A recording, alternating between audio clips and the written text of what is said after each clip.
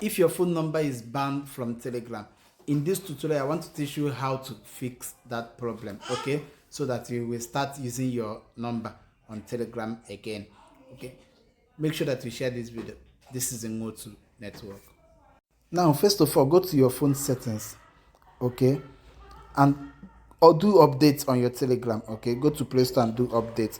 Now go to your phone settings, click on app, okay, and go to Telegram. Okay, search for Telegram.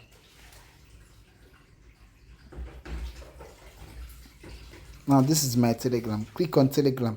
Okay, go down and know the version. See version 10.14.3. okay, know the like the version down. Now go to your Telegram account. Okay, now when you come to your Telegram account, okay, select your country. Okay, as usual, add your phone number and click next. When you click next, you will see that they will tell you that your phone number is banned. Right now you will see help.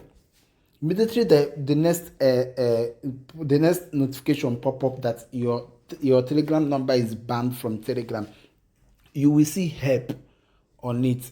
Okay, click on that help. Once you click on that help, they will take you to their Gmail account where you can send a mail to them. Okay, now this is what you will send to them.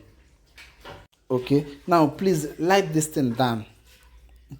This is what you will send to them: banned phone number. Okay, then you write your phone number. Okay, then from here you write what happened. Okay, you see what I write here. Okay, write it down. Now you include phone, your model of your phone, and the Telegram version. Okay, is the most important.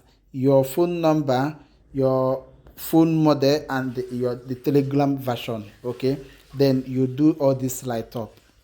Okay, now what you will do now is to come to that Gmail, because immediately you click help, they will take you to Gmail, but to send them to email them. Now you copy this the way I like it, send it to them.